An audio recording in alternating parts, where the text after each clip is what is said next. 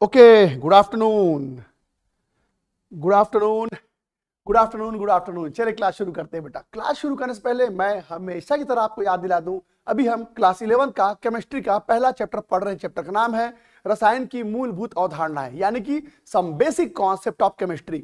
जैसे कि चैप्टर के नाम को ही सुन के समझ में आ जाता है, इस पूरे चैप्टर में हम केमिस्ट्री के बेहद बारीक और बुनियादी चीजों के बारे में बात करेंगे। ये चैप्टर बहुत इंपॉर्टेंट है, याद रखिए। वेटेज इस चैप्टर का बहुत कम है, लेकिन ये चैप्टर केमिस्ट्री के लिए एक बहुत इंपॉर्टेंट रोल प्ले करता है। क्योंकि अगर ये चैप्टर आप समझ नहीं पाए तो आगे आने वाले कई चैप्टर्स में आपको दिक्कतें आ सकती हैं।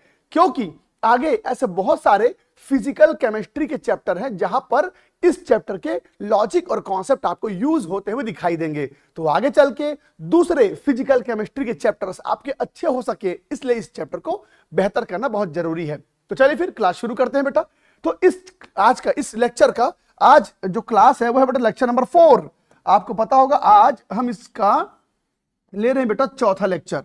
आज इस क्लास का चौथा लेक्चर है, करेक्ट। अब तक हमने इस चैप्टर में क्या पढ़ लिया है और क्या पढ़ना बाकी है, चलिए इसके बारे में बात करते हैं। तो अब तक इस चैप्टर में क्या क्या टॉपिक हमने पढ़ लिया बेटा?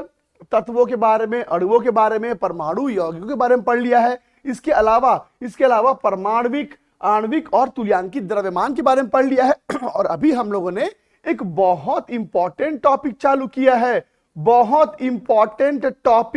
किया है और वो टॉपिक है बेटा मोल परिकल्पना।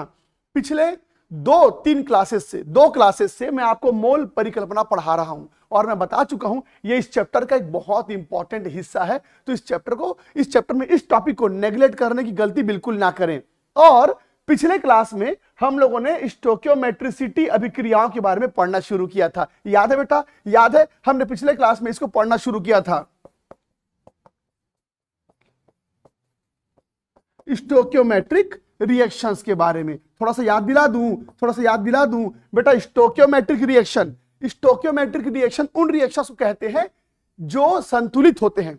और जब हम किसी संतुलित अभिक्रिया में, किसी बैलेंस्ड इक्वेशन में हम मोल परिकल्पना यानी कि मोल कॉन्सेप्ट अप्लाई करते हैं तो हम कहते हैं कि हमने क्या पढ़ा? स्टोइकियोमेट्रिक रिएक्शन के ऊपर मोल कॉन्सेप्ट पढ़ा। तो पिछले क्लास में जो संतुलित अभिक्रियाएं होती हैं उस पर आधारित मैंने आपको ढेर सारे क्वेश्चंस करवाए थे। आज वही से कहानी शुरू होगी। देखते हैं किस तरह की चीजें आपको देखने को मिलेंगी। तो अब कहानी को आगे बढ़ाते हैं। तो मोल परिकल्पना के अंदर स्टोइकियोमेट्रिक अभिक्रियाओं में मोल परिकल्पना कैसे लागू करते हैं इसके बारे में मैं पिछले क्लास में बता चुका हूं। पहले ये बताइए, आप में से कोई भी बच्चा पिछला कोई क्लास अटेंड नहीं किया है ऐसा तो नहीं है बेटा? सबसे पहले ये चेक कर लूं कि क्या मेरे सारे बच्चे आ चुके हैं। बताइए। तो नोट्स मिल गए, बहुत बहुत बधाई बेटा। जय भीम बेटा।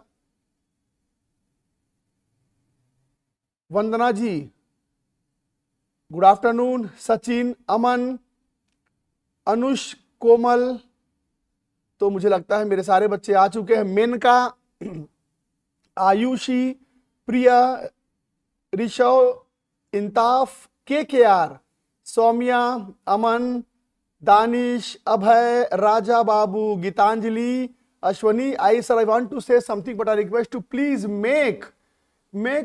Make some announcement. क्या? ओके, अनाउंस मत करना कि जो कल मुझे वीके जी मेरा नंबर मांग रहे थे। वीके जी कौन है भाई?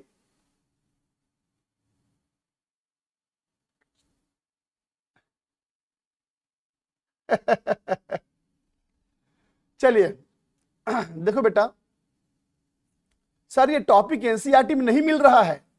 इंताफ राजा जी कह रहे हैं सर एनसीईआरटी में ये टॉपिक नहीं मिल रहा है। यही तो एनसीईआरटी की खूबसूरती है बेटा।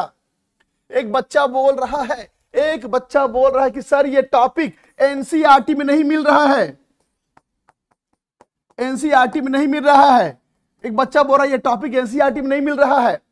तो बेटा यही तो एनसीईआरटी की विडंबना है कि आपको अगर ऐसा लगता है कि हम एनसीईआरटी को ऐसे थोरली पढ़ेंगे और पढ़ के नीट निकालेंगे फिर तो हो गया, सोचो, इतनी पतली सी पुस्तक होती है एनसीईआरटी की, इतनी पतली सी पुस्तक होती है एनसीईआरटी की। तुम सोचो, उसी को पढ़ के, उसी को रट्टा मार के, लाइन टू लाइन पढ़ के अगर मैं डॉक्टर बन सकता था, फिर तो आज कितने सारे डॉक्टर बन के घूम रहे होते बेटा। तो एनसीईआरटी में तुमको क्या लगता है, ये टॉपिक नहीं है थोड़ा ढूंढना पड़ेगा, अंदर अंदर में खोपचे में कहीं पर होगा। तो एनसीईआरटी में ही तो बड़ा प्रॉब्लम है। एनसीईआरटी में एक पन्ने में इतनी सारी चीजें लिखी हुई होती हैं, एनसीईआरटी में एक पन्ने में इतनी सारी चीजें लिखी हुई होती है, और आपको जान के ताजुब होगा, एनसीईआरटी का एक लाइन को समझाने में एक क्लास लगता है, और कई बार तो एक लाइन को समझाने में कई क्लास लग जाते हैं। तो ये है एनसीईआरटी का प्रॉब्लम। तो लाइन लाइन पढ़ने से नहीं बनेगा रे बाबू, आपको एनसीईआरटी के अंदर एक एक शब्द को एक एक दिन तक समझना पड़ेगा। तो ये है बड़ा प्रॉब्लम। चिंता मत कीजिए, चिंता मत कीजिए, आपको एनसीईआरटी देखने की आवश्यकता नहीं पड़ेगी। एनसीईआरटी के सारे क्वेश्चन मैं करवाऊंगा आपसे, आप चिंता मत करो। पहले टॉपिक को समझ लो बेटा, टॉपिक को समझ लो। तो एनसीईआरटी पढ़ने से ही अगर बात बन जाती, देखना जो नीट के टॉपर होते हैं, जो नीट के टॉपर, तो हम लोग कहते हैं एनसीईआरटी पढ़ लो, एनसीईआरटी पढ़ लो, पर बेटा वो मेन बात को नहीं बताते हैं। एनसीईआरटी पढ़ लो, ये तो गलत बात नहीं है, सही है, पर एनसीईआरटी पढ़ना कैसे ये थोड़ी बताया जाता है आपको। तो एनसीईआरटी इतनी पतली सी पुस्तक है, उसको आप अपने से नहीं पढ़ पाओगे, आपको टीचर की आवश्यकता पड़ेगी। तो चिंता ना करें, ये सारे टॉपिक आपको आपके बुक में मिलेंगे। अभी तो शुरू हुआ है बेटा, अभी तो शुरू हुआ है, कहानी को आगे बढ़ाते हैं। चलिए तो स्टार्ट करते हैं बेटा। ओके, तो चलिए पिछले क्लास में जो मैंने आपको बताया था उसके आधार पर मैं आपके सामने फिर से एक एग्जांपल लेकर के आ रहा हूं। एग्जांपल है बेटा 2SO2 जब O2 से क्रिया करता है तो बेटा बनता है 2SO3। एक मिनट, थोड़ा छोटा छोटा लिख दूं क्योंकि मुझे क्वेश्चन भी तो देना है, बेटा। तो 2SO2 plus O2 gives 2SO3। चलो पिछले क्लास में मैंने ऐसा एक रिएक्शन दिया था और उसके नीचे नीचे में मैंने कुछ चीजें लिखी थी। चलो आप भी लिख के दिखाओ मुझे। इस रिएक्शन के नीचे वो सारी चीजें लिखो जो मैंने पिछले क्लास में लिखा था। चलो जल्दी जल्दी जल्दी बनाएंगे। राधे राधे संदीप जी, जल्दी जल्दी जल्दी बनाइए। इसका वो टेबल के नीचे जो होता है ना वो सब लिखो, दिखाओ मेरे को बेटा, जल्दी से जल्दी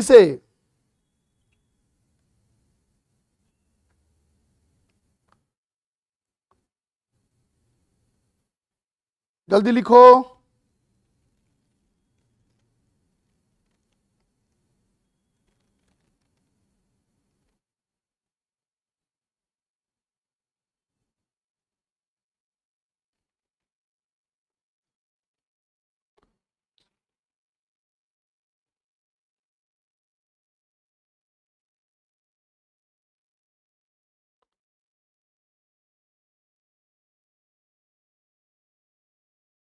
लिख लिए बेटा, लिख लिए क्या? जल्दी बताएंगे। लिखिए। तो क्या क्या लिखे बेटा?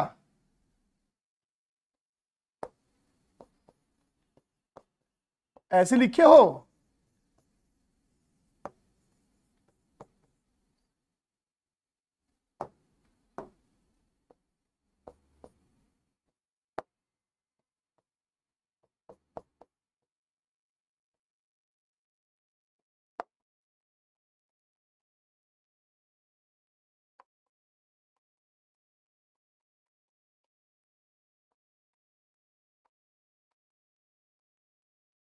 ऐसे लिखो बेटा।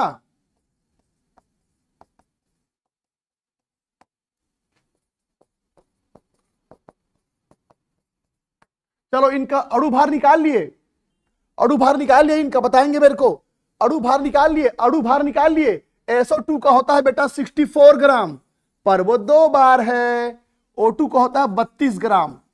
SO3 का होता है 80 ग्राम, पर वो 2 बार है। तो इसको 2 से मल्टीप्लाई कर लेने का। आयतन 2 इंटू, जल्दी बताओ, आयतन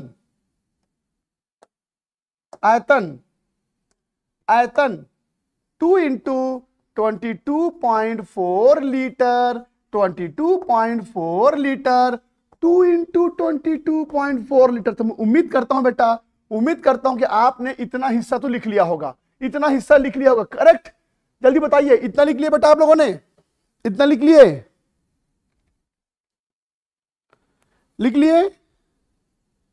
हाँ जी, हाँ जी, हाँ जी। तो चलिए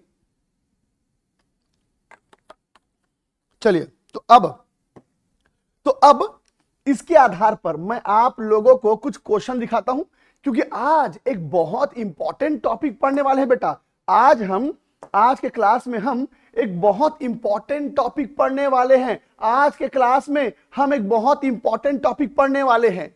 तो इस टॉपिक को समझने के लिए आपको इसके कुछ क्वेश्चंस और थोड़े से प्रैक्टिस करने हैं। एक बार प्रैक्टिस कर लिए ना, तो वो अगला जो टॉपिक आएगा वो फटाक से आपसे बन जाएगा। तो क्या है वो टॉपिक बताऊंगा, पहले कहानी को आगे बढ़ाते हैं। चलिए, तो ये मैंने लिख दिया। अब आपसे प्रश्न पूछता हूं बेटा। ये देखो, इसमें क्या हो रहा है, SO2 O2 से क्रिया करके SO3 बना रहा है। SO2 O2 से क्रिया करके SO3 बना रहा है। ठीक है, तो चलिए प्रश्न आपके सामने है। प्रश्न कुछ इस प्रकार से है कि चलो बताओ कि 10 ग्राम SO3 बनाने के लिए कितना लीटर ऑक्सीजन चाहिए। लीजिए बेटा, प्रश्न आपके सामने है। तो कैसे बनाते हैं, याद दिलाऊं कैसे बनाते हैं, याद दिलाऊं। सबसे पहले क्या करते हैं बेटा, हम इस तरफ लिखते हैं कि क्या पूछ रहा है, और इस तरफ क्या लिखते हैं बेटा कि क्या दिया है।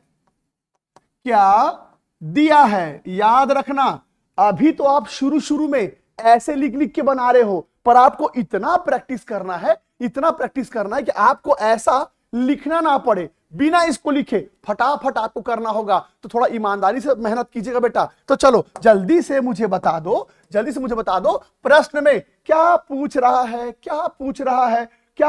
है। कितना लीटर ऑक्सीजन के लीटर पूछ रहा है बेटा, ऑक्सीजन का लीटर पूछ रहा है। और क्या दिया है, 10 ग्राम SO3, 10 ग्राम SO3। तो SO3 का ग्राम दिया है, SO3 का ग्राम दिया है। तो ये मैंने लिख लिया। अब जल्दी से बताओ क्या करना होता है। अब बताओ, इस टेबल में देखो SO3 का ग्राम कहां पर है। इस टेबल में देखो बेटा, SO3 का ग्राम कहां पर है। ये है SO3 का ग्राम, तो इसको SO3 के ग्राम के नीचे लिख दो। तो क्या है बेटा ये, तो 2 × 80 ग्राम। अब जल्दी बताओ, ऑक्सीजन के लीटर। बेटा इसमें ऑक्सीजन के लीटर कहां है, ये है ऑक्सीजन का लीटर। तो ऑक्सीजन के लीटर को ऑक्सीजन के लीटर के नीचे लिख दो बेटा, 22.4 लीटर। ये हो गया पहला चरण। अब दूसरे चरण में क्या करते हैं, लेफ्ट साइड को 1 कर देते हैं। तो बेटा ये 1 ग्राम हो जाएगा। तो कितना हो जाएगा बेटा, ये हो जाएगा 22.4 बटा, अब 160 होगा, लेकिन मैं इसको ऐसे लिख रहा हूं, ये 160 होगा पर इसको ऐसे लिख रहा हूं। ठीक है, ये देखो ऐसा। और अब तीसरे चरण में वो लिखते हैं जो प्रश्न में दिया है। तो क्या दिया प्रश्न में, 10 ग्राम। तो बेटा 10 ग्राम SO3 बनाने के लिए कितना O2 चाहिए। तो आपको बस क्या करने का छोटे, 10 का गुणा कर देने का बेटा। चलो जल्दी से फटाफट इसको हल करो और मुझे बताओ उत्तर यहां पर क्या होगा। मुझे यहां पर बताएंगे कि उत्तर यहां पर क्या होगा बेटा। ठीक है, चलो जल्दी बोलिए, समझ में आ गया। 2 दिन से यही कर रहे हैं और अभी भी अगर आपके बुद्धि में नहीं चढ़ रहा है तो थोड़ा एक्स्ट्रा मेहनत करना पड़ेगा आपको, बता दे रहा हूं मैं। हो गया है, शाबाश। अंकुश कुमार ने बोला सर हमारा हो गया है, अंकुश कुमार ने बोला कि सर हमारा हो गया है। शाबाश बेटा, अंकुश कुमार ने बोला कि हमारा हो गया है।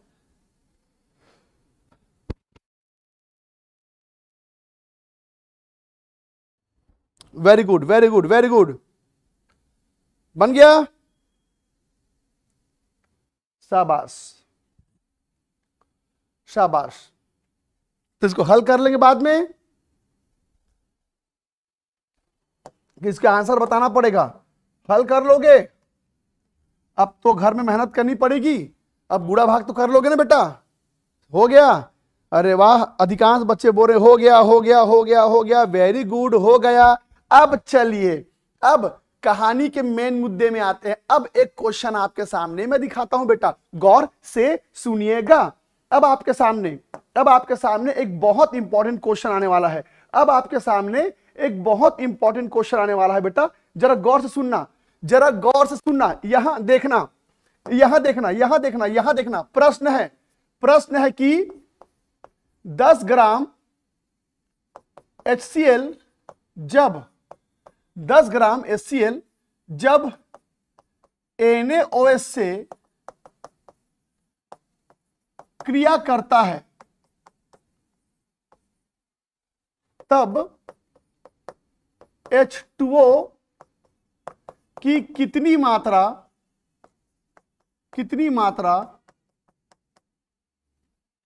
बनेगी, कितनी मात्रा बनेगी।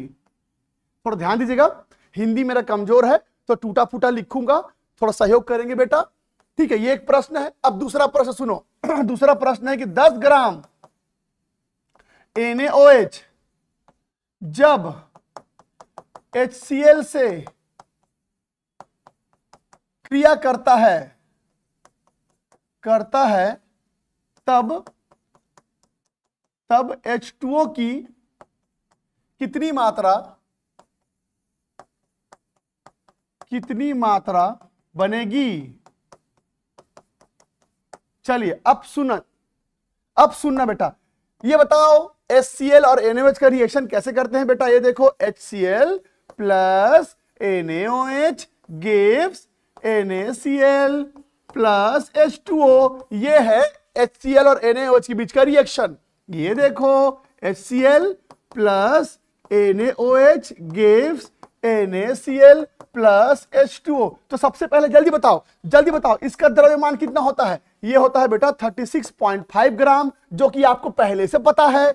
ये होता है 40 ग्राम, जो कि आपको पहले से पता है। 58.5 ग्राम, जो कि आपको पहले से पता है। और ये होता है बेटा 18 ग्राम, जो आपको पहले से पता है। पहले से पता है बोलने क्या मतलब है, पहले से पता है बोलने का क्या मतलब है। इसका यह मतलब होता है कि आपको अणु भार निकालने आता है, आपको अणु भार निकालने आता है। अब देखना मैं क्या करने वाला हूं, गौर से सुनना बेटा। प्रश्न में क्या पूछ रहा है, एकदम ध्यान सुनना, प्रश्न में क्या बोल रहा है। प्रश्न में क्या बोल रहा है कि 10 ग्राम HCl, please please please please ध्यान सुनना। प्रश्न में बोल रहा है बेटा कि 10 ग्राम HCl जब NaOH से क्रिया करेगा, 10 ग्राम HCl जब NaOH से क्रिया करेगा, तो बताओ H2O की कितनी मात्रा बनेगी। H2O की कितनी मात्रा बनेगी।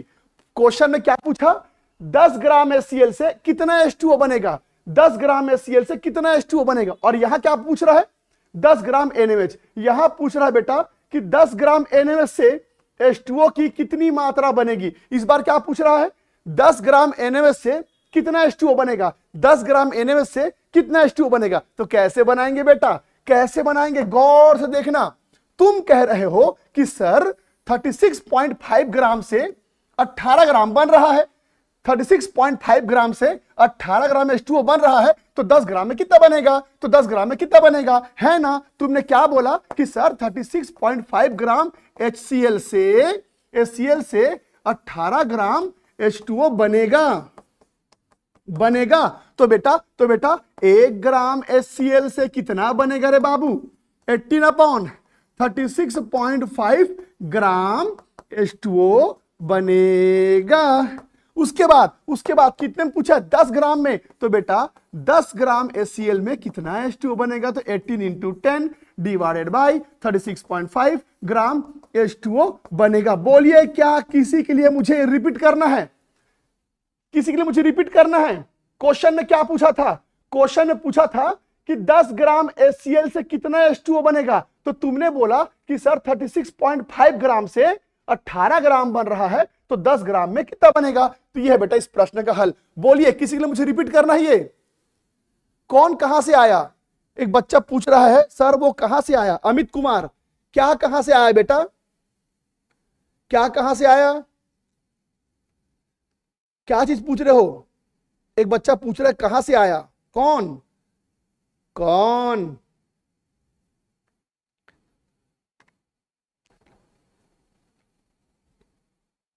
बैलेंस नहीं करना है। अभिषेक यादव जी पूछ रहे हैं सर बैलेंस नहीं करना है। बेटा ये अभिक्रिया ऑलरेडी बैलेंस है, ठीक है, ये जो अभिक्रिया है ये पहले से बैलेंस है, तो इसमें बैलेंस करना नहीं पड़ेगा। ठीक है, ठीक है बेटा, प्लीज मैं आपको एक निवेदन करता हूं,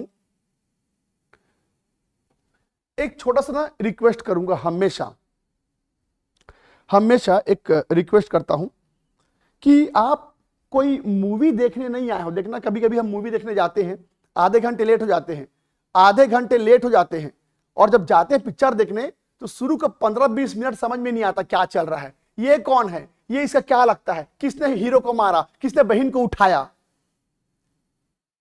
तो जब हम पिक्चर में आधा घंटा लेट पहुंचते हैं तो हमको कुछ समझ नहीं आता, पर धीरे धीरे हम इमेजिनेशन करते करते समझना चालू करते हैं। पर फिल्मों का इतना गहरा असर हमारे ऊपर कि झक मार के कितना भी कठिन से कठिन पिक्चर रहे हम समझ जाते हैं। तो अगर सोचिए एक बच्चा जो शुरू से पिक्चर को देख रहा है वो अच्छे समझेगा और बीच में घुसेगा तो थोड़ा सा दिमाग में घुसने से रुकेगा ना बेटा। ये जो बता रहा हूं ना, ये सब पिछले 3 दिन से यही सब बता रहा हूं।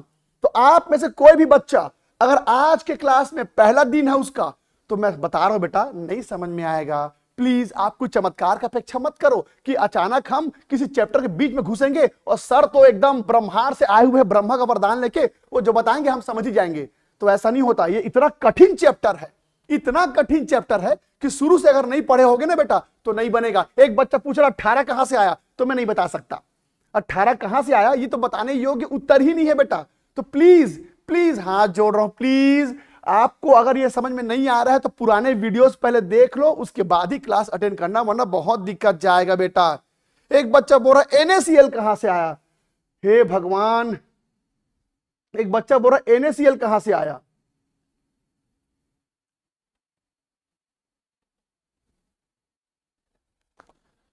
रुको यार, थोड़ा चक्कर ना आ जाए। देखो NaCl कहां से आया। हाँ, ये रिएक्शन है, आया। जब ये दोनों आपस में रिएक्शन किए तो NaCl आया। तो कहां से आया मत पूछो बेटा, बहुत फालतू बकवास क्वेश्चन है ये। चलिए, अब जिनको समझ में नहीं आ रहा है नहीं आएगा, क्योंकि पहले के वीडियो आप लोग ने देखे। मैं आपसे बहुत प्यार से बात करूंगा बेटा, लेकिन जहां पर कुछ चीजें ऐसी है ना जहां पर थोड़ा कठोर मुझे होना पड़ेगा। जिन बच्चों को 3 दिन से क्लास अटेंड कर रहे हैं ना, उनके पसीने छूट जा रहे हैं इसमें। तो आप डायरेक्ट अगर आज आए होगे ना तो समझ में नहीं आएगा बेटा, सच बता रहा हूं। आप पहले वीडियो देख लो बढ़िया मजे से ना, पहले वीडियो देख लो, उसके बाद यहां तक पहुंचना। चलिए, जो क्लास रेगुलर अटेंड कर रहे हैं उनको आगे बढ़ाता हूं मैं। तो प्रश्न में क्या पूछा था कि 10 ग्राम HCl से कितना H2O बनेगा। तो तुमने बोला कि 36.5 ग्राम से जब 18 ग्राम बनता है तो 10 ग्राम में कितना बनेगा। चलिए अब यहां पर आते हैं। सेम क्वेश्चन है, बस यहां पर HCl का भार दिया है और यहां पर NaOH का भार दिया है। तो कैसे करेंगे बेटा, कैसे करेंगे। तो अब बताओ, प्रश्न पूछ रहा है कि 10 ग्राम NaOH से कितना H2O बनेगा। 10 ग्राम NaOH से कितना H2O बनेगा। तो तुम बताओ बेटा, तुम बताओ, तुम क्या कहोगे। तुम कहोगे कि सर 40 ग्राम NaOH से 18 ग्राम H2O बन रहा है ना, 40 ग्राम NaOH से 18 ग्राम H2O बन रहा है। तो 10 ग्राम NaOH से कितना H2O बनेगा। सेम क्वेश्चन है, बस उसमें HCl का भार दिया था, इसमें NaOH का भार दिया। बोलो तो कैसे करोगे। तुम कहोगे सर 40 ग्राम NaOH से 18 ग्राम H2O बन रहा है, तो फिर 1 ग्राम NaOH से कितना बनेगा रे बाबू। 18/40 ग्राम NaOH बनेगा। तो फिर 10 ग्राम NaOH से कितना बनेगा। माफ कीजिए, कितना H2O बनेगा बेटा, कितना H2O बनेगा। तो बस 10 का गुणा कर देंगे। लीजिए, उत्तर आपके सामने आ गया। तो प्रश्न में बस ये पूछा था बेटा, प्रश्न में बस ये पूछा था कि सर बताओ 10 ग्राम NaOH से कितना ग्राम H2O बनेगा। तो तुमने इसको देख के बोला कि 40 ग्राम में जब 18 ग्राम बन रहा है, 40 ग्राम में जब 18 ग्राम बन रहा है तो 10 ग्राम में इतना बनेगा। बोलिए, बन जाएगा ये। हो गया, ठीक, शाबाश बेटा, शाबाश। एक बच्चा लिखा है, गुलशन कुमार चौधरी जी, कि मुझे नीट क्वालिफाई करना है। देखो, आप कक्षा 11वीं भी पढ़ रहे हैं और 12वीं भी पढ़ेंगे और साथ साथ नीट की तैयारी करेंगे। शुरू शुरू में थोड़ा संघर्ष रहेगा, शुरू में थोड़ा संघर्ष रहेगा। अभी ना करीब एक महीना थोड़ा दिमाग में बहुत जोर पड़ेगा, क्योंकि बेटा कक्षा 10वीं तक आपने कुछ पढ़ा ही नहीं है, कुछ भी नहीं पढ़ा है। 11वीं से एकदम सिलेबस बड़ा हो जाता है, इतना बड़ा हो जाता है कि कुछ दिन तो आपको संभलने में लगता है, पर आपको संयम रखना है, हर दिन ईमानदारी से पढ़ना है। 1-2 महीना गुजरने दो, फिर देखो क्या चमत्कार होगा। ऐसा स्ट्रांग हो जाएगा आपका केमिस्ट्री कि आप कहेंगे कि अब तो मैं नीट निकाल के रहूंगा। तो आप इस बात को दिमाग से उतारने मत देना। नीट तो निकाल नहीं है बेटा, आपको 2 साल दे दो आप मेरे को, नीट निकाल के देंगे हम आपको, पर बस साथ दीजिए। तो इस प्रश्न में क्या था, 10 ग्राम NaOH से कितना H2O बना आपने निकाल लिया, और यहां पर 10 ग्राम NaOH से कितना H2O बनेगा वो निकालना है। अब एक और प्रश्न देखो, ये देखो बेटा, ये आपका प्रश्न है। जरा इस प्रश्न पर जोर तो डालो बेटा। इस बार क्या दिया, देख रहे हो, ये दिखाता हूं मैं आपको। इस प्रश्न को देखो, ये बहुत ही ज्यादा इंपॉर्टेंट प्रश्न है बेटा, बहुत भयानक इंपॉर्टेंट है ये, बहुत इंपॉर्टेंट है ये। गौर से सुनिएगा, मैंने कह दिया ये बहुत इंपॉर्टेंट क्वेश्चन है। जानते हो इसमें इंपॉर्टेंट बात क्या है? इस बार प्रश्न में बोला है कि 10, इस बार प्रश्न में बोला है कि 10 ग्राम HCl जब 10 ग्राम NaOH से क्रिया करेगा तो कितना H2O बनेगा। इस बार प्रश्न आपका ये है, करेक्ट। अच्छा, इनका द्रव्यमान कितना होता है बेटा, इनका वास्तविक द्रव्यमान कितना होता है, 36.5, 40, 58.5 और 18। ये तो आप पहले से जानते हो। अब सुनो बेटा, है ना थोड़ा कठिन क्वेश्चन, कैसे इस बार HCl का भी भार दिया है और NaOH का भी भार दिया है। अरे बेटा, अगर सिर्फ HCl का भार दिया होता तो HCl के रेस्पेक्ट में इसको निकालता, और अगर सिर्फ NaOH का भार दिया होता तो NaOH के रेस्पेक्ट में इसको निकालता।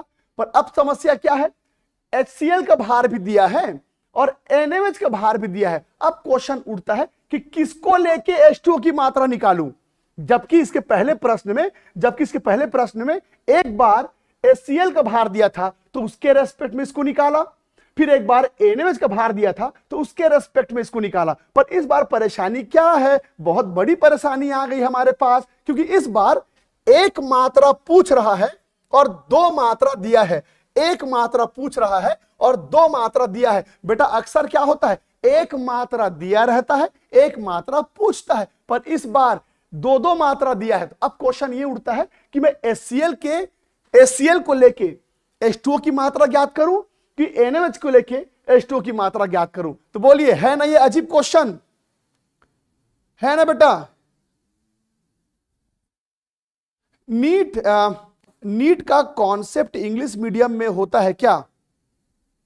ऐसा कुछ नहीं है बेटा, ऐसा कुछ नहीं है। याद रखना, इसी मिथ को तो हमको मिटाना है। यही भ्रम जो मार्केट में फैला है, इसी भ्रम को तो हमें मिटाना है बेटा, कि हिंदी मीडियम के बच्चे जेई नहीं निकाल सकते, नीट नहीं निकाल सकते, डॉक्टर नहीं बन सकते। बेटा इसी मार्केट में फैले हुए अफवाह को तो हमको खत्म करना है। और हमने तो ठान लिया है, खान सर से मुलाकात हुई, खान सर ने सीधा बोल दिया है कि पूरे देश में से आने वाले 2 साल में सबसे ज्यादा हिंदी मीडियम से बच्चे जो है वो नीट निकालने चाहिए। हमको बोल दिया गया जो कर सकते हो कर लो आप बच्चों के साथ, पर हमें इन हिंदी मीडियम के बच्चों को डॉक्टर तो बनाना है, उनको व्हाइट कोट तो पहना के रहना है। पर आप अगर हमारा साथ नहीं देंगे तो बेटा हम तो यहां पर कुछ नहीं कर पाएंगे। आप बस हमारा साथ दो, लगातार बात करो, काउंसलिंग करो, हिम्मत बनाए रखो, आप जरूर डॉक्टर बनेंगे। तो हम ये ठान लेते हैं कि ये जो खबर या कहना चाहिए अफवाह मार्केट में फैला है ना कि हिंदी मीडियम के बच्चे जल्दी डॉक्टर नहीं बन पाते, उनको मुंह तोड़ जवाब देना है। मैं खुद इंग्लिश मीडियम का टीचर हूं, याद रखिए, मैं इंग्लिश मीडियम का टीचर हूं पर हिंदी मीडियम के बच्चों को पढ़ा रहा हूं। तो कहीं ना कहीं हमने खुद भी ये सोचा हुआ है कि भाई हिंदी मीडियम के बच्चों को अब वहां तक लेके जाना जहां तक इंग्लिश मीडियम का बच्चा सोच भी नहीं सकता। और कोई यहां पर भेद नहीं है बेटा, हिंदी मीडियम इंग्लिश मीडियम, वो तो बचपन में कई परिस्थितियां ऐसी रही होगी कि माँ बाप ने हमें हिंदी मीडियम में डाल दिया, वो दूसरा मैटर है, पर वो सोचेंगे तो नहीं बनेगा। अब हमको डिसाइड करना है, अब हमको डिसाइड करना है कि हमने जिस माध्यम में एडमिशन लिया है ना, उस माध्यम से वो कर दिखाएंगे कि लोगों को सोचना पड़ जाए कि अब कहां भर्ती ले, हिंदी मीडियम में कि इंग्लिश मीडियम में। तो तैयार हो जाइए भविष्य को बदलने के लिए बेटा, तो चिंता मत करो। तो इस प्रश्न को देखिए, इस प्रश्न को देखिए, इस प्रश्न में क्या दिक्कत है, 10 ग्राम HCl भी दिया है और 10 ग्राम NaOH। तो अब क्वेश्चन ये उठ रहा है कि बेटा HCl को लेके इसकी मात्रा निकालूं कि NaOH को लेके इसकी मात्रा निकालूं। तो किसको लेके इसकी मात्रा निकालूं? तो जवाब सुनो, जवाब सुनो, इन दोनों में से जो, इन दोनों में से मैंने कहा बेटा, इन दोनों में से जो लिमिटिंग रिएजेंट होगा, लिमिटिंग रिएजेंट, उसी के रेस्पेक्ट में H2O निकलेगा। इन दोनों में से, इन दोनों में से जो लिमिटिंग रिएजेंट होगा उसी के रेस्पेक्ट में H2O की मात्रा निकालेंगे। अब ये लिमिटिंग रिएजेंट क्या होता है बेटा? लिमिटिंग रिएजेंट को कहते हैं सीमांत अभिकारक। लिमिटिंग रिएजेंट को बोलते हैं बेटा सीमांत अभिकारक। अब ये क्या होता है, गौर से सुनना, लिमिटिंग रिएजेंट। हाँ, लेकिन अभी जो मैं बात कर रहा था ना कि हिंदी मीडियम के बच्चे क्यों नहीं निकाल पाते, क्योंकि वो ना फंस जाते हैं, वो ना ज्यादातर कोशिश करते हैं हिंदी के शब्दों को याद करने का। तो अभी से तैयार हो जाओ, आपको इंग्लिश के शब्दों पर ज्यादा फोकस करना है बेटा, आपको इंग्लिश के शब्दों में ज्यादा फोकस करना है। शुरू शुरू में दिक्कत जाएगा, पर यकीन मानिए 2 महीने में इतना ट्रेन हो जाएंगे ना बेटा कि आपको इंग्लिश के शब्द अच्छे लगने लग जाएंगे। ये बिल्कुल वैसा ही है जैसे हम एक डिब्बा वाला मोबाइल यूज करते थे, अचानक जब एंड्रॉइड फोन आया तो कुछ दिन तकलीफ होता समझने में, हमको तो फिर भी समझ में आ जाता है। हमारे माँ बाप को जो बेचारे थोड़े कम पढ़े लिखे होते हैं, जब उनको डब्बा वाला फोन से अच्छा वाला एंड्रॉइड फोन दे देते हैं तो पहले तो 2-3 दिन को बस समझने में लगता क्या चल रहा है, पर समझ तो जाते हैं ना, वो पटक तो नहीं देते ना। तो वही बोल रहा हूं, आपको शुरू शुरू में इंग्लिश के शब्दों में तकलीफें आएंगी, पर एक बार इसको प्यार करने लग जाओगे ना बेटा तो याद रखना, देखो फिर कहां से कहां निकल जाते हो। तो अब आपने केमिस्ट्री तो ले लिया है, तो अब केमिस्ट्री ले लिया है, मतलब अब बचने की कोशिश मत करना, पकड़ लो हाथ और चलो मेरे साथ। तो देखना यहां पर लिमिटिंग रिएजेंट क्या होता है, मैं आपको बताता हूं। लिमिटिंग रिएजेंट का मतलब होता है बेटा वह अभिकारक, वह पदार्थ जो रिएक्शन को कंट्रोल करता है। गौर सुना बेटा, लिमिटिंग रिएजेंट क्या होता है? लिमिटिंग रिएजेंट उस पदार्थ को बोलते हैं जो रिएक्शन को संचालित करता है, रिएक्शन को कंट्रोल करता है। मेरे कहने का मतलब है इन दोनों में से जो इस रिएक्शन को चला रहा है, इन दोनों में से जो इस रिएक्शन को निर्धारित कर रहा है, वही लिमिटिंग रिएजेंट है। अब कैसे पता करेंगे कि इन दोनों में से कौन रिएक्शन को कंट्रोल कर रहा है? चलिए मैं आपको बताता हूं बेटा लिमिटिंग रिएजेंट का क्या मतलब होता है। मैं आपको बताता हूं लिमिटिंग रिएजेंट का क्या मतलब होता है, गौर से सुनना। मैं आपको एक एग्जांपल दिखाता हूं, ठीक है। मान लीजिए कि हमें एक भंडारा लगाना है। सपोज कि माता रानी का दरबार लगा है, आज हमें भंडारे में खिचड़ी बांटना है। सुनना ध्यान से, ढेर सारे लोगों को खिचड़ी बांटना है। हमने अनुमान लगाया कि भाई बहुत सारे लोग आ सकते हैं, तो बहुत सारे दोने में हमको खिचड़ी बांटना पड़ेगा। अब खिचड़ी बनाने के लिए बहुत सारी चीजें लगती हैं, खिचड़ी बनाने के लिए बहुत सारी चीजें लगती हैं, पर एक काम करते हैं, चावल और दाल, इन 2 चीजों को अभी हम मूलभूत मान के चलेंगे। चावल और दाल इन दोनों का मेन कंपोजिशन होता है। तो अब जरा गौर से सुनना बेटा, अब मैं आपको दिखाता हूं खिचड़ी कैसे बनता है। इसमें खिचड़ी मत पका देना, जो एग्जाम्पल बता रहा हूं वहां पर पकाने का। ये देखो, मान लो बेटा ये चावल है, ये चावल है, और एक मिनट, हाँ, मान लो बेटा कि ये चावल है और यहां पर दाल है, दाल, ये देखो ये दाल है, और इन दोनों को मिला के अब मुझे खिचड़ी बनाना है। ढेर सारे, 1 प्लेट खिचड़ी, 2 प्लेट खिचड़ी, 3 प्लेट खिचड़ी, 4 प्लेट खिचड़ी। तो अब क्वेश्चन ये उठता है कितना प्लेट खिचड़ी बनेगा, यानी कि कितना प्रोडक्ट बनेगा, कितना, ये सब इसको बोलेंगे बेटा प्रोडक्ट, इसको बोलेंगे प्रोडक्ट, कितना प्रोडक्ट बनेगा। तो अब तुम मुझे बताओ, चावल ज्यादा है, बहुत सारा है, और दाल कम है। तो अब ठीक है, अब मैंने चावल और दाल को मिला के खिचड़ी बनाना चालू कर दिया, प्लेट के ऊपर प्लेट, प्लेट के ऊपर प्लेट बांटते जा रहा हूं, खिचड़ी बनता जा रहा है। अब बताओ कुछ देर के बाद प्रोसेस रुक गया, कुछ देर के बाद प्रोसेस रुक गया क्योंकि इन दोनों में से कोई एक खत्म हो गया। इन दोनों में से कोई एक अगर खत्म हो गया तो प्रोसेस रुक जाएगा, खिचड़ी बनने का प्रोसेस रुक जाएगा। जल्दी बताओ इन दोनों में से कौन खत्म होगा तो रिएक्शन रुक जाएगा। जल्दी बताएंगे मेरे को, जल्दी बताएंगे। हाँ बेटा, साथ साथ नोट्स बनाओ, बहुत अच्छी बात है। बताओ कौन पहले खत्म होगा तो खिचड़ी बनना रुक जाएगा। श्वेता जी ने आंसर दे दिया है।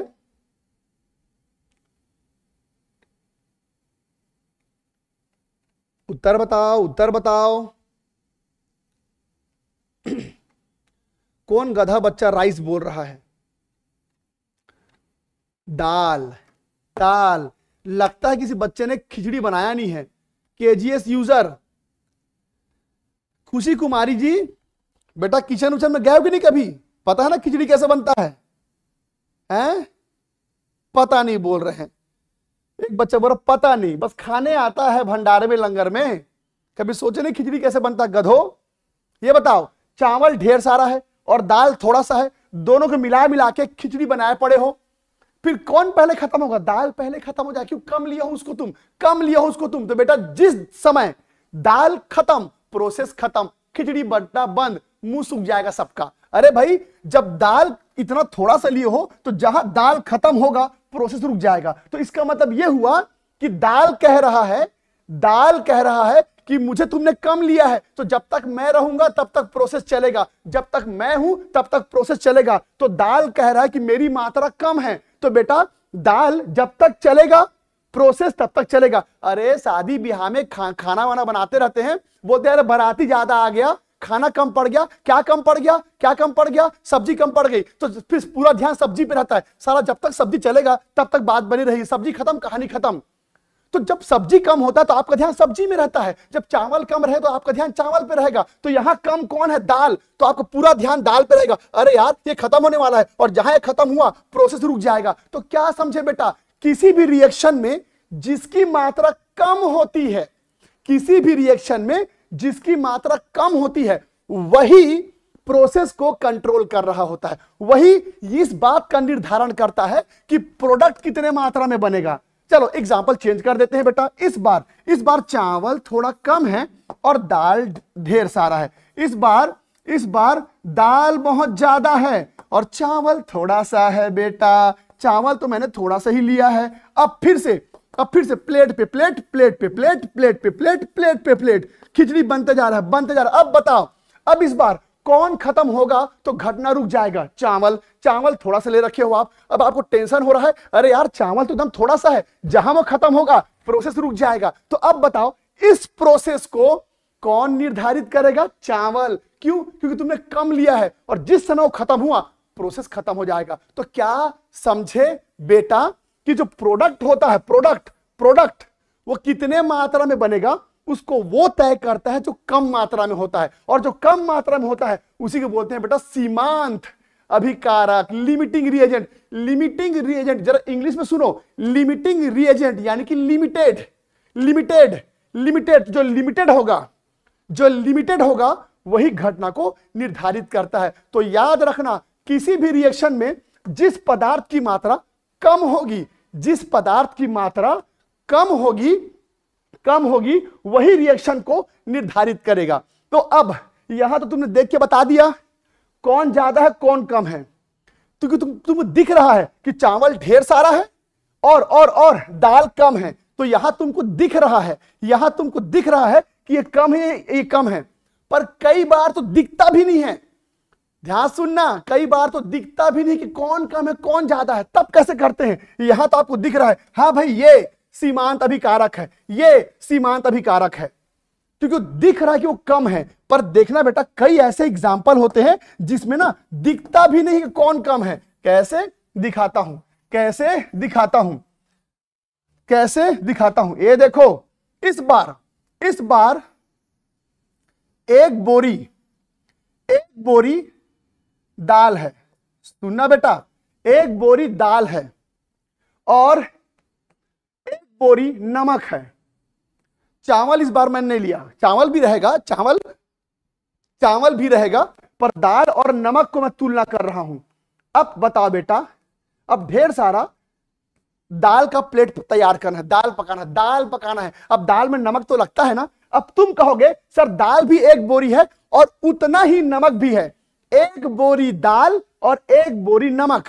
अब तुम बताओ दोनों की मात्रा बराबर है, पर जब दाल पकना चालू होगा तो जल्दी बताओ, बुद्धि लगा के कौन पहले खत्म होगा, इसमें से कौन पहले खत्म होगा? जल्दी जल्दी जल्दी बताओ कौन पहले खत्म होगा? 1 बोरी दाल 1 बोरी नमक, कौन पहले खत्म होगा? उत्तर दो।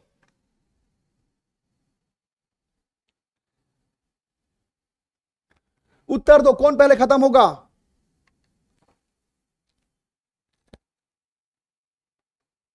अरे बाप रे बाप, कहां अखिलेश कुमार जी, नाम ही काफी है आपका तो।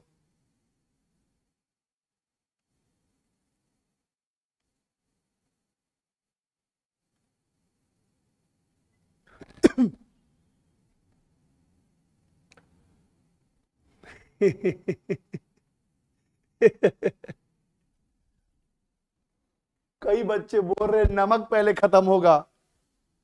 ये दादा, कई बच्चे बोल रहे नमक पहले खत्म होगा। मतलब बच्चों को यह भी नहीं पता है कि दाल में नमक ज्यादा होता है कि ये बताओ बेटा, दाल पकाते वक्त दाल में नमक डालते कि नमक पे दाल डालते हो? हैं? क्यों भाई, दाल पकाते वक्त दाल में नमक डालते हो कि नमक में दाल डालते हो? इसीलिए बोलते हैं टाइम निकाल के कभी कभार मम्मी के पास चले जाया करो, किचन में कैसे बनता है खाना वाना सीख जाया करो।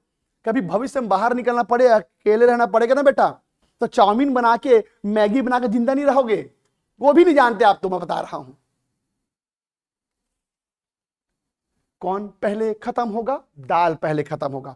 भले ही दोनों की मात्रा बराबर है, पर बेटा दाल ज्यादा लेते हैं और नमक थोड़ा सा लेते हैं रे गधो। तो इसका मतलब क्या समझे? लिया तुमने दोनों को बराबर मात्रा में था, पर ये जल्दी जल्दी खप रहा है, ये जल्दी जल्दी खप रहा है, जल्दी जल्दी खत्म हो रहा है। तो जो जल्दी जल्दी खत्म होता है उसको भी क्या बोलते हैं बेटा? सीमांत अभिकारक। तो चलिए, दाल चावल बहुत हुआ, खिचड़ी बहुत हुआ। अब चलिए विशिष्ट एग्जाम्पल में आते हैं सीधे। तो हमारा मुद्दा यह था कि इन दोनों में से कौन लिमिटिंग रिएजेंट है। बड़ा ही मुश्किल हो गया है पहचानना, बड़ा ही मुश्किल हो गया है पहचानना। क्योंकि दोनों का बराबर मात्रा लिया हूं। देख रहे हो विनोद, हैं? दोनों का बराबर मात्रा है, ये भी 10 ग्राम, ये भी 10 ग्राम। तो आपको लगेगा कि सर ये दोनों तो बराबर हैं, ये दोनों बराबर है, 10 ग्राम 10 ग्राम। तो ऐसे में शुरू में लगता है दोनों बराबर है, पर नहीं। HCl और NaOH में से कोई एक ऐसा है जो जल्दी जल्दी खत्म होता है। बेटा HCl और NaOH आपने दोनों को 10-10 ग्राम लिया है, पर आपको पता है उन दोनों में कोई एक ऐसा है जो जल्दी जल्दी खत्म होता है, और जो जल्दी जल्दी खत्म होगा उसे क्या बोलेंगे बेटा? क्या बोलेंगे? सीमांत अभिकारक। अब चलिए अब पता लगाते हैं कि कैसे पता लगाते हैं कि इन दोनों में से कौन सीमांत अभिकारक है। तो एकदम गौर सुनना बेटा,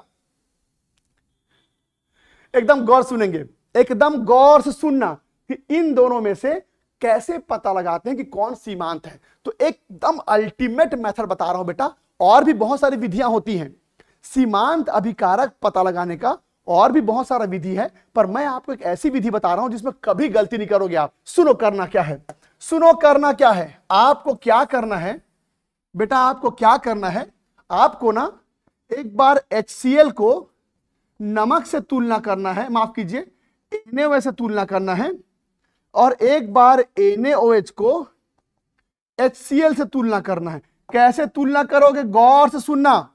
इसका भार कितना होता है बेटा? 36.5 ग्राम। तो बताओ 36.5 ग्राम HCl के लिए 40 ग्राम NaOH चाहिए। गौर से सुनो बेटा, 36.5 ग्राम HCl से क्रिया करने के लिए 40 ग्राम NaOH चाहिए। तो फिर 10 ग्राम HCl से क्रिया करने के लिए कितना NaOH चाहिए बेटा? तो 40 गुणित 10 बटा 36.5 ग्राम NaOH चाहिए। इसको हल कर लेंगे, अभी थोड़ी देर में हल कर लेंगे। तो मैंने क्या पता लगाया? 36.5 ग्राम के लिए 40 ग्राम चाहिए, तो 10 ग्राम के लिए कितना चाहिए होगा? अब इसमें उल्टा करो, उल्टा करो। NaOH कितना है बेटा? NaOH का भार कितना? 40 ग्राम। तो 40 ग्राम NaOH से क्रिया करने के लिए कितना HCl चाहिए बेटा? कि 40 ग्राम के लिए कितना चाहिए? 40 ग्राम के लिए कितना चाहिए बेटा? तो 36.5 ग्राम HCl चाहिए।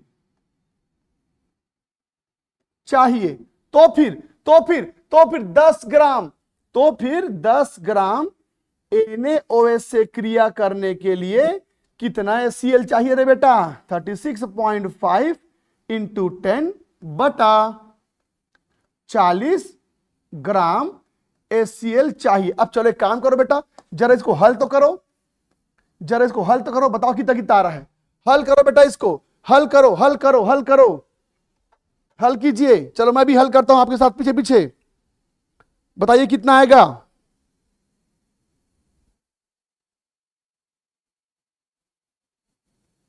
बताइए पहला वाला कितना है बेटा?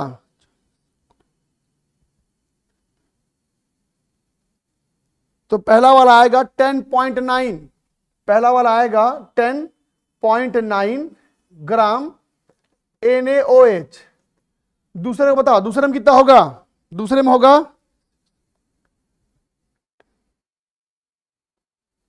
दूसरा आएगा 9.1 ग्राम HCl। लीजिए मैंने आपको इसका उत्तर बता दिया, लेकिन अब देखना क्या होने वाला है, क्या होने वाला है। गौर से सुनना बेटा।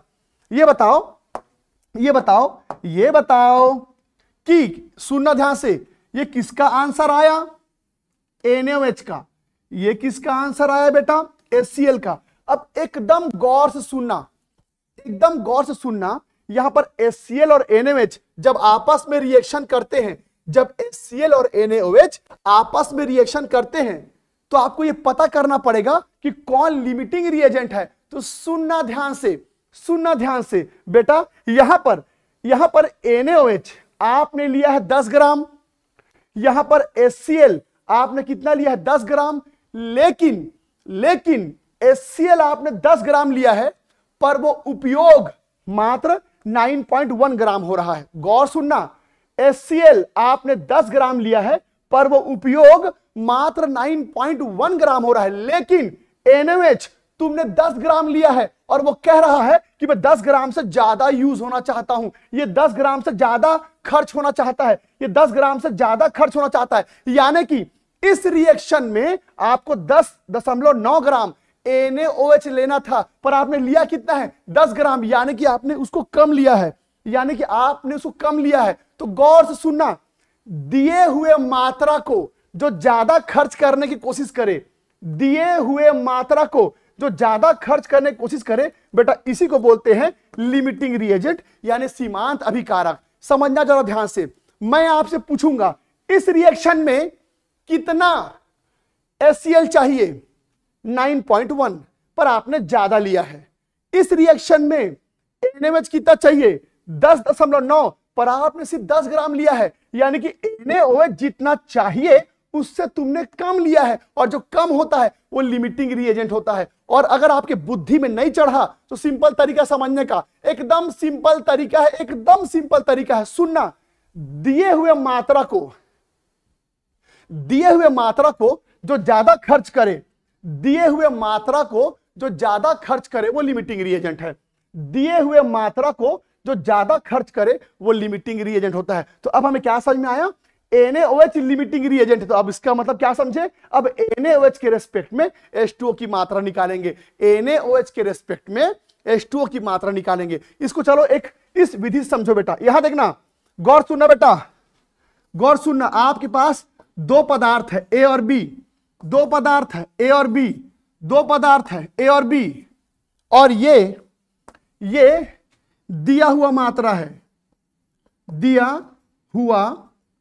मात्रा है, ये दिया हुआ मात्रा है, ये दिया हुआ मात्रा। अब सुनना ध्यान से, जो मान लो ए इतना खर्च हुआ और ये इतना खर्च हुआ, तो जो दिए हुए मात्रा को ज्यादा खर्च करता है उसको बोलते हैं बेटा लिमिटिंग रिएजेंट। जो दिए हुए मात्रा को ज्यादा खर्च करे वो लिमिटिंग रिएजेंट है। यहां पर देखो, ए इतना खर्च हुआ और बी इतना खर्च हुआ, तो ए दिए हुए मात्रा को ज्यादा खर्च कर रहा है और बी भी ज्यादा खर्च कर रहा है, पर ये वाला कुछ ज्यादा ही खर्च हो रहा है, क्या कहलाएगा?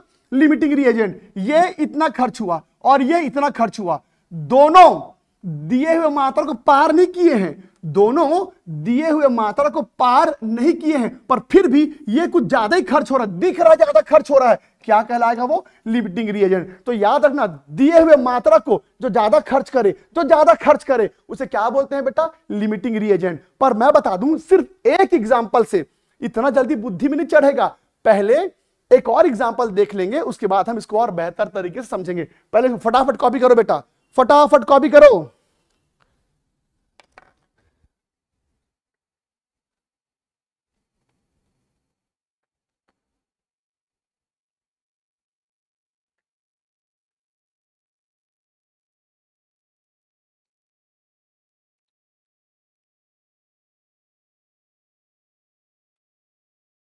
बेटा एक बात याद रखिएगा, आप सोच समझ के कमेंट करेंगे, एक दूसरे से बात करेंगे और इमोजीज का यूज करेंगे। अगर आप में से किसी ने भी इधर उधर की बातें की या ऐसा इमोजी यूज किया जो सही ना लगे, तो यहां से आप ब्लॉक कर दिए जाओगे, और एक बार ब्लॉक हुए तो 2-3 दिन लग जाएगा आपको अनब्लॉक होने में। तो प्लीज थोड़ा सा ध्यान रखेंगे।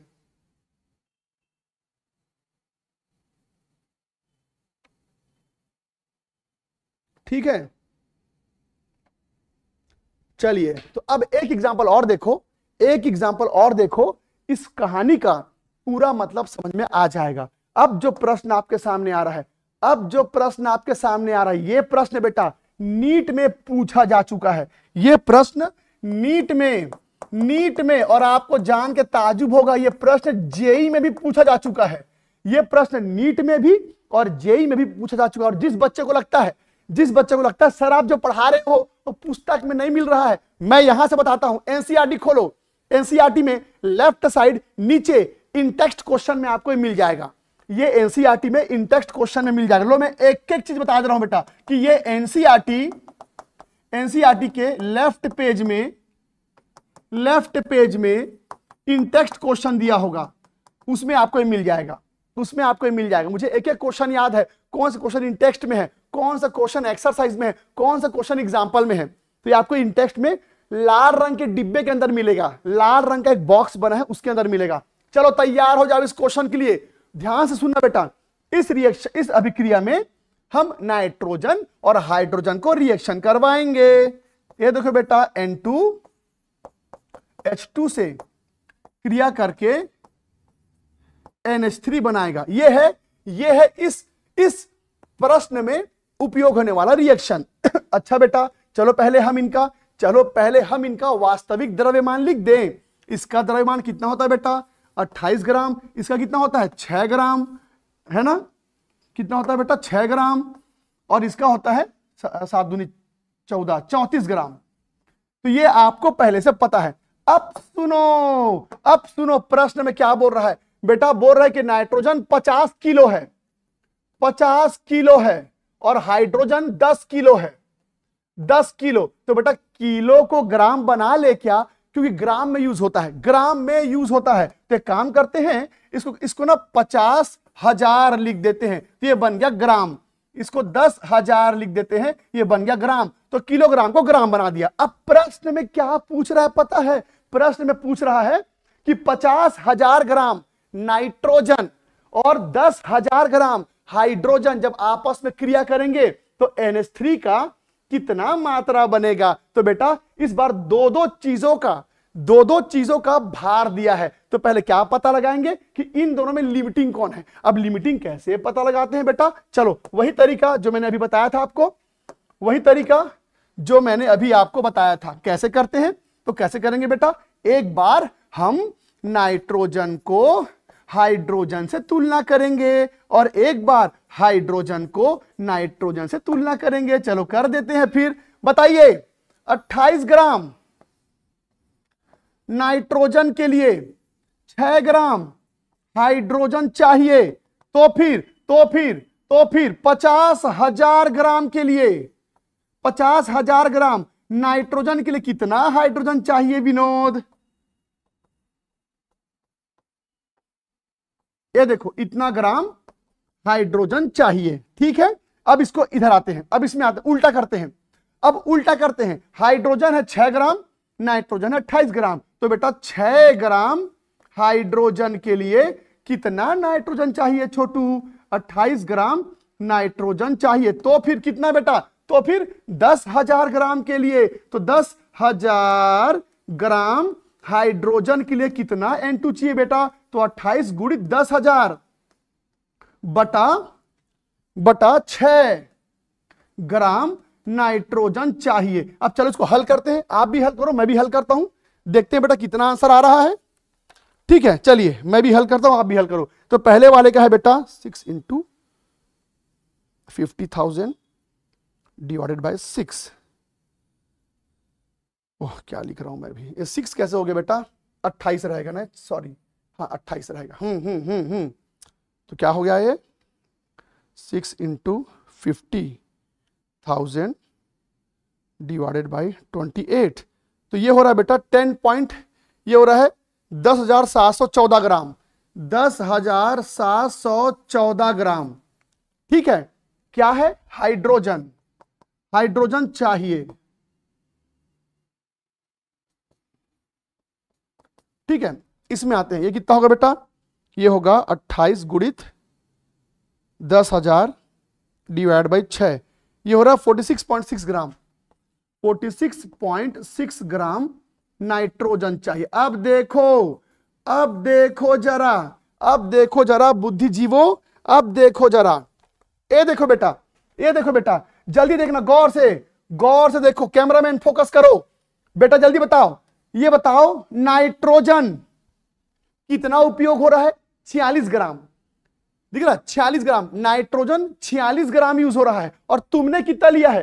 तुमने लिया है बेटा इसको, सॉरी 46,000 है बेटा, ये 46,000 है। एक मिनट ना, तो ठीक कर देता हूं मैं ये। ओहो,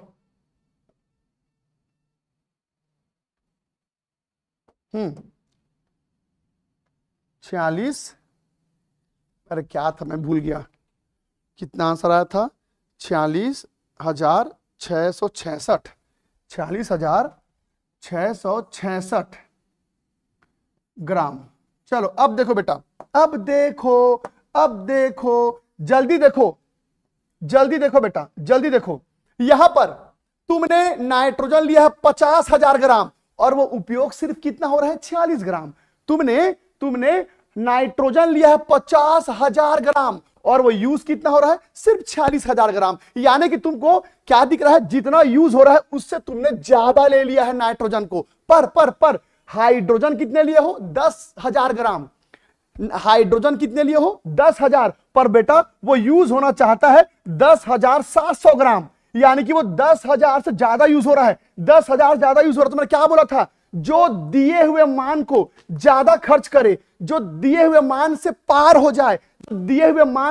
हो जाए, वही लिमिटिंग रिएजेंट होता है बेटा, है ना? तो क्या समझे?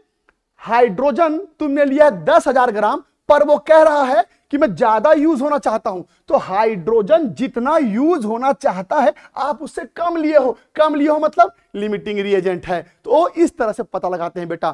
तो आप इसको हाइपोथेटिकली ऐसा भी समझ सकते हैं कि जो दिए हुए मान को पार ना करे वो लिमिटिंग नहीं है, और जो दिए हुए मान को पार कर जाए वो लिमिटिंग रिएजेंट है। लीजिए, पता चल गया कि हाइड्रोजन इज लिमिटिंग रिएजेंट। पर अभी कहानी खत्म थोड़ी हुआ है। अब बेटा हाइड्रोजन लिमिटिंग है ना, तो अब हाइड्रोजन के रेस्पेक्ट में एमोनिया निकालेंगे। अब हाइड्रोजन के रेस्पेक्ट में एमोनिया निकालेंगे। कैसे निकालेंगे? तो 6 ग्राम में इतना, तो 10,000 ग्राम में कितना? 6 ग्राम में इतना, तो 10,000 ग्राम में इतना। तो इस प्रश्न में पता चला कि हाइड्रोजन जो है वो लिमिटिंग रिएजेंट है। प्लीज गौर से देखिए, कॉपी करो बेटा इसको। राजा बाबू जी ने बोला है हाइड्रोजन लिमिटिंग रिएजेंट है। शाबाश बेटा,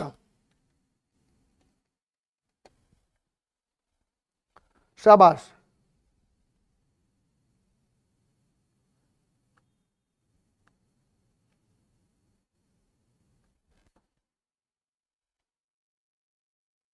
कल क्लास ऑफ है क्या?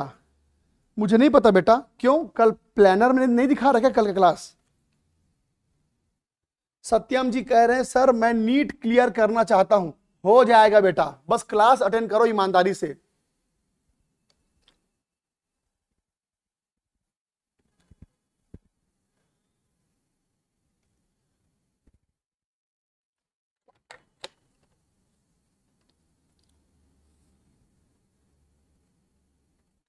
शिखा जी पूछ रही है कि सर मेरा इस बार क्लास 12th है, क्लियर हो जाएगा? हाँ बेटा बिल्कुल हो जाएगा।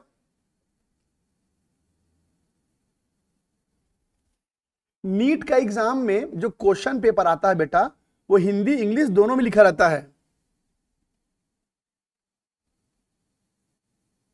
हिंदी इंग्लिश दोनों में लिखा रहता है। हिंदी इंग्लिश दोनों में लिखा रहता है, ठीक है। नीट का एग्जाम में हिंदी इंग्लिश दोनों रहता है बेटा।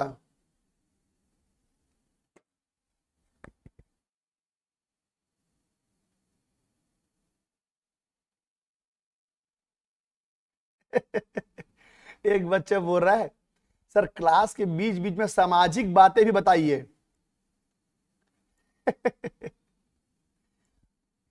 बेटा फिर तुमको तो ना सामाजिक विज्ञान लेना चाहिए बेटा, कहां साइंस ले लिए हो? कहां साइंस ले लिया है? कल के क्लास प्लानर में नहीं दिखा रहा है। पता नहीं बेटा, मैं देखा नहीं हूं अभी तक। अगर प्लानर में होगा नहीं होगा आपको पता चल जाएगा, चिंता ना करें, पता चल जाएगा। निकाल लोगे बेटा, आप बोल रहा हूं ना, आपको विश्वास करना पड़ेगा, आपको विश्वास करना पड़ेगा, आपको विश्वास करना पड़ेगा बेटा। 21 साल हो गया पढ़ाते मेरे को, आपको ऐसा मुझे बोलना नहीं चाहिए, लेकिन आप सर समझिए इस बात को। इतने सालों में बच्चे का क्या पोटेंशियल है उसको ट्रैप करना अब हम लोगों ने सीख लिया है। और इन सब के पीछे बस एक ही बात रहती है बेटा, आप बस ना हमारा साथ दे दो, बस एकदम ईमानदारी से। सर मैं रात भर पढ़ूंगा, मैं 12 बजे रात तक पढ़ूंगा। एक आपके लिए अच्छी बात क्या है पता है? अभी आप कक्षा 11वीं में हो, अभी आप कक्षा 11वीं में हो, तो आप बस अभी 2 साल है। इस 2 साल में तो बेटा दुनिया पलट जाएगा, आप चिंता मत करो। आप अगर 12वीं में होते तो थोड़ी चिंता होती हमको, 1 साल में कैसे होगा, पर 2 साल आपके पास है। कसम से बोल रहा बेटा, 2 साल में ना एक औसतम बच्चे को भी हम लोग ऊपर तक पहुंचा सकते हैं। बस वो बच्चा ईमानदारी से थोड़ा हमारा साथ दे। आपको बस क्या करना पता है? अगर आपने इस 2 महीने गर्मी भर में, अगर आपने इस 2 महीने गर्मी भर में ये सीख लिया ना बेटा, ये गुड़ा भाग करना।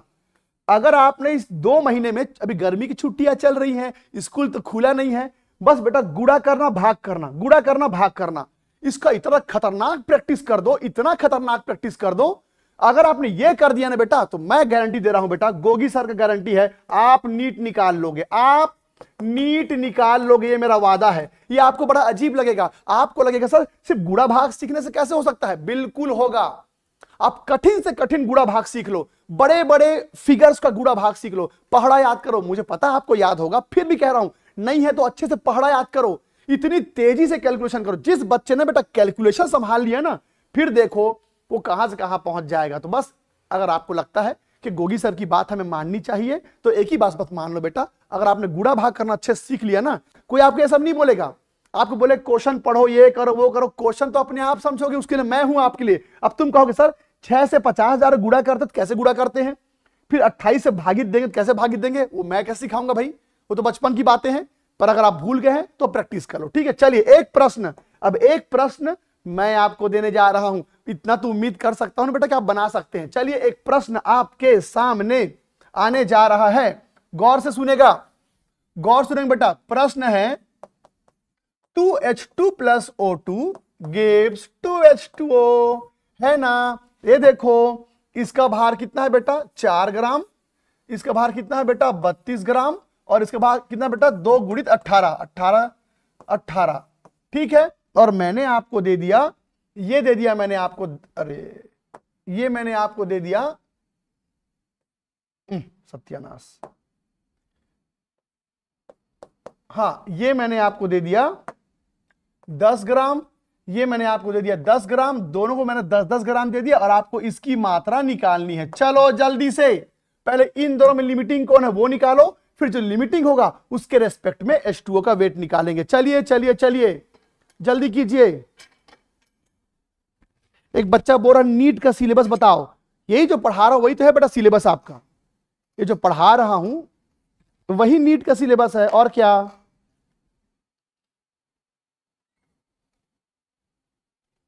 बनाइए बनाइए बनाइए।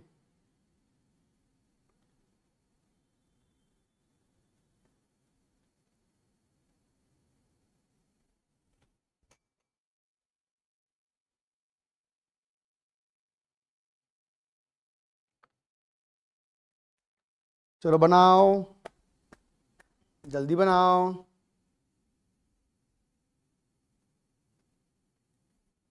बनाइए बनाइए।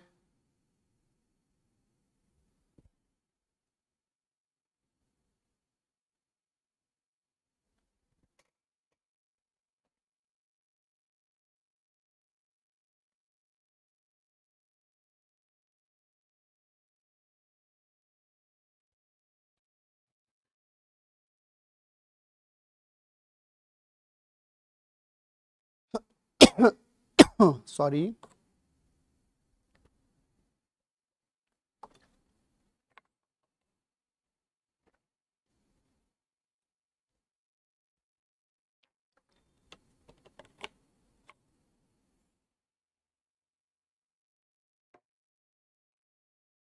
एक बच्चा कह रहा है कि सर एनसीईआरटी वाला क्वेश्चन, एनसीईआरटी वाला क्वेश्चन एक बार और बताइए प्लीज। ये क्वेश्चन अगर बन गया तो एनसीईआरटी वाला ही बन जाएगा बेटा, सेम क्वेश्चन दिया है मैंने, सेम क्वेश्चन है बेटा। तो गौरव आंसर आ गया, बताओ बेटा तुम्हारे हिसाब से कौन लिमिटिंग रिएजेंट है, कौन लिमिटिंग रिएजेंट है।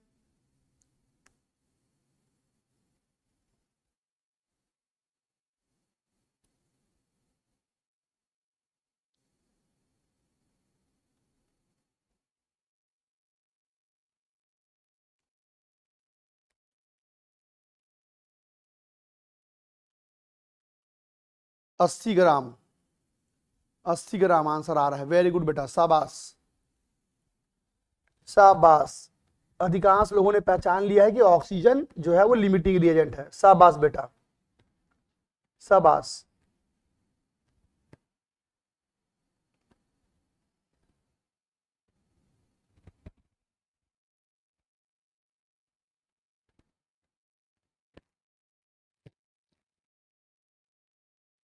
और उत्तर कितना आया 80 ग्राम। O2 है, O2 है और 80 ग्राम है। Very good very good.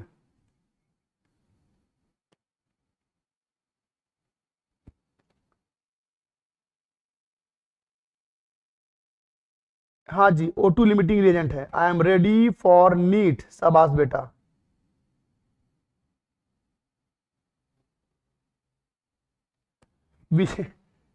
Vishal Kumar कह रहे हैं सर मेरा मैसेज दिखता है। बिल्कुल बेटा, आपका मैसेज दिखता है और आप भी दिख रहे हो, बड़े खूबसूरत लग रहे हो।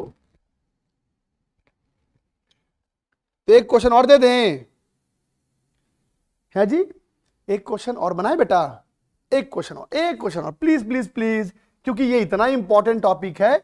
ध्यान देना बेटा, अगर आप कक्षा 11वीं में हो, अभी आप कक्षा 11वीं में हो, जब आपका स्कूल खुलेगा, जब आपका स्कूल खुलेगा और अगर आपके स्कूल में टीचर ने लिमिटिंग रिएजेंट पढ़ा दिया, अगर आपके स्कूल में टीचर ने लिमिटिंग रिएजेंट पढ़ा दिया ना, तो लिख के रख लो, टीचर फिर क्वेश्चन देगा ही देगा। सुनना, कई स्कूल में पढ़ाते नहीं है अलग बात है, कई स्कूलों में ना लिमिटिंग रिएजेंट को नहीं पढ़ाते हैं, पता नहीं क्यों।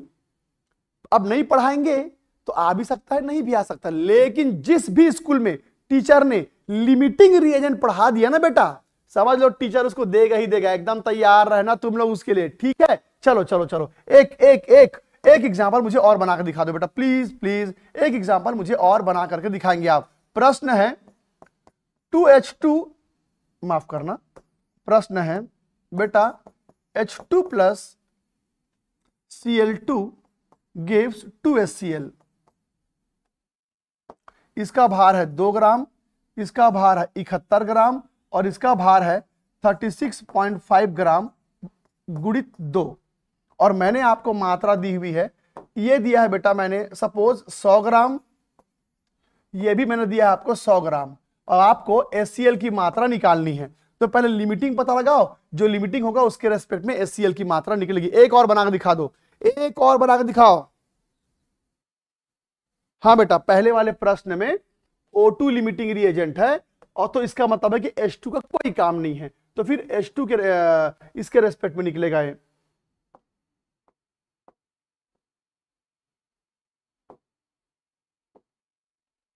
ठीक है, इसके रेस्पेक्ट में इसको निकालेंगे। चलो ये मुझे बनाकर दिखाओ।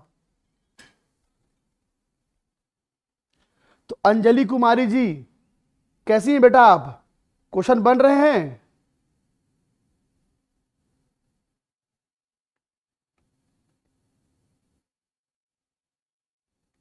देखो जितने बच्चे यहां बैठे हैं, क्या होता है असर, क्या होता है असर, क्या होता है असर, इसका असर देखो।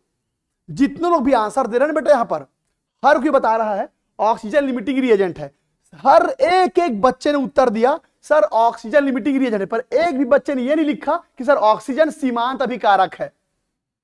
एक भी बच्चे ने नहीं लिखा कि ऑक्सीजन सीमांत है। हर कोई लिमिटिंग लिख रहा है। तो इससे पता चलता है बेटा, जब बार बार मैं क्यों बार बार एक ही शब्द को बोलता हूं, यहां छाप देने के लिए। अब आप देखिए, अब आप सीमांत बोलना भूल जाएंगे, आप खुद लिमिटिंग रिएजेंट बोलेंगे, और यही सब शब्दों को ना पकड़ बनानी है। एक बार इंग्लिश के शब्दों को पकड़ लिए ना बेटा, तभी नीट निकलेगा। हिंदी से पूरा हिंदी पढ़ नहीं निकलने वाला। तो देखो ये है असर, ये है असर, सब लिमिटिंग लिख रहे हैं, कोई सीमांत नहीं लिख रहा है। Very good.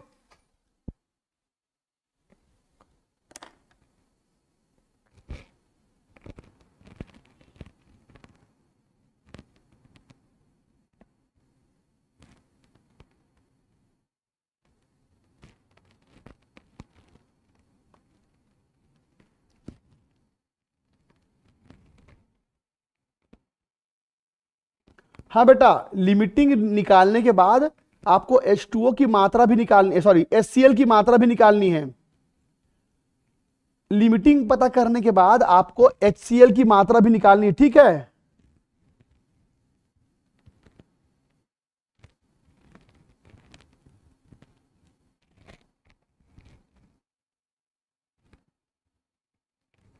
तो चलिए आंसर तो आ चुका है। मैक्सिमम बच्चों ने बोला है कि सर क्लोरीन लिमिटिंग है। शाबाश बेटा, क्लोरीन इज लिमिटिंग रिएजेंट। चलो चलो, तो अब क्लोरीन के रेस्पेक्ट में HCl का भार निकालो।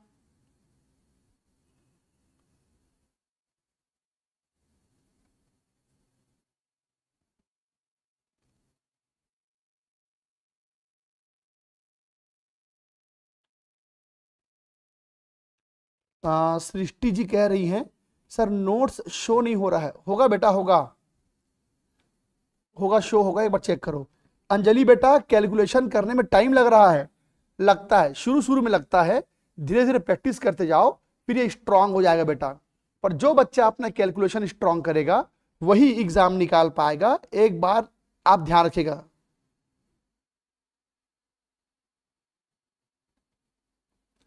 कल क्लास बंद है, मुझे भी नहीं पता बेटा, मैंने प्लानर चेक नहीं किया है, मैं एक बार चेक कर लेता हूं। ठीक है, मुझे नहीं पता कल क्लास है कि नहीं है।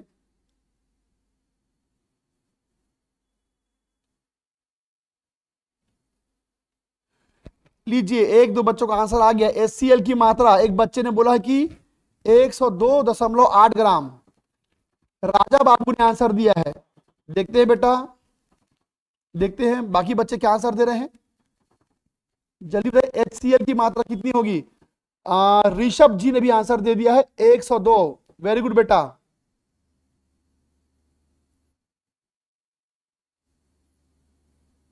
क्वेश्चन प्रैक्टिस कहां से करें? आपको दिया जाएगा बेटा क्वेश्चन, और आप अगर पुस्तक खरीदना चाहते हैं, आंसर नहीं आ रहा है, चलिए हम आंसर लाते हैं आपका। चलो मैं आंसर लाता हूं, ठीक है? अगर आपको डाउट हो रहा है तो मैं आंसर लेके आता हूं, ठीक है? कुछ बच्चे बोल रहे हैं सर आंसर नहीं आ रहा है, कोई बात नहीं बेटा, हम बताते हैं आंसर कैसे आएगा, ठीक है? मैं आपको दिखाता हूं। सबसे पहले लिमिटिंग पता लगाओ। लिमिटिंग कैसे पता लगाओगे बेटा? लिमिटिंग कैसे पता लगाओगे? कैसे पता लगाओगे? एक बार H2 को Cl2 से तुलना करो, एक बार Cl2 को H2 से तुलना करो। कैसे करोगे बेटा? H2 है 2 ग्राम, तो ये है 71 ग्राम।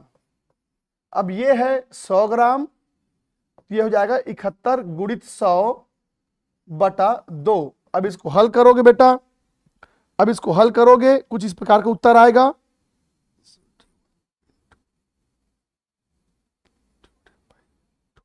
ये आ रहा है 35,050, माफ कीजिए 3,550, ठीक है? इसको करते हैं बेटा 71 ग्राम में 2 ग्राम, तो 100 ग्राम में कितना हो जाएगा?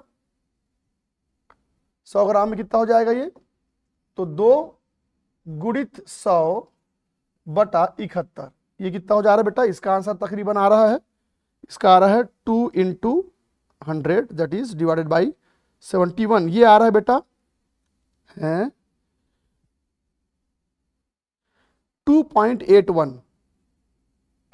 ये आ रहा है बेटा 2.81 ग्राम। अब तुम मुझे एक बात बताओ, यहां पर ये जो उत्तर आया है, ये जो उत्तर आया है हाइड्रोजन का आया है, और ये जो उत्तर आया है क्लोरीन का। बताओ बेटा, हाइड्रोजन आया 2 ग्राम, हाइड्रोजन आया 2 ग्राम, और हाइड्रोजन 100 ग्राम है, और क्लोरीन आया 3000, और ये 100 है, तो क्लोरीन 3000 आ रहा है। तो जो ज्यादा आता है, जो ज्यादा आता है उसी को लिमिटिंग बोलते हैं, तो यहां पर क्लोरीन लिमिटिंग है। अब क्लोरीन के रेस्पेक्ट में इसका आंसर निकालेंगे। कैसे निकालेंगे बेटा? अब क्लोरीन के रेस्पेक्ट में HCl का भार निकालेंगे। तो कैसे निकालोगे बच्चा? कैसे निकालोगे बेटा? 71 ग्राम में 2 × 36.5 ग्राम HCl बनेगा, तो फिर कितने में बेटा? 100 ग्राम में कितना बनेगा? तो 2 × 36.5 × 100 बटा 71, ये आपको करना है बेटा। सब ने यही किया? हाँ बेटा, ये लिमिटिंग रिएजेंट है, ये लिमिटिंग रिएजेंट है, करेक्ट? तो चलिए, तो अब मैंने आप लोगों को कंप्लीट करा दिया स्टोइकियोमेट्रिक रिएक्शन। देखो सुनने में बड़ा अजीब लगता है स्टोइकियोमेट्रिक, पर आज जो आपने पढ़ा वो स्टोइकियोमेट्रिक टॉपिक था। अब चलिए इसके बाद वाले क्लास में और बहुत मजेदार टॉपिक आएगा, पर क्लियर कर दूं, अभी ये टॉपिक बहुत सारे बच्चों को थोड़ा परेशान किया, पर अब आगे जो टॉपिक आएगा वो इतना परेशान नहीं करेगा। पूरे केमिस्ट्री में बस यही थोड़ा परेशान करने वाला टॉपिक था, लेकिन अब आगे जो आएगा वो बहुत प्यारा टॉपिक है। चलिए, मुझे नहीं पता कल क्लास है कि नहीं है, मैं एक बार चेक कर लूंगा, होगा तो मिलेंगे, नहीं होगा तो फिर कभी मिलेंगे। तो चलिए, तब तक अपना ख्याल रखिए, पढ़ के आइएगा, बहुत मजा आएगा बेटा। तब तक अपना पढ़ाई करते रहो। Take care, bye bye.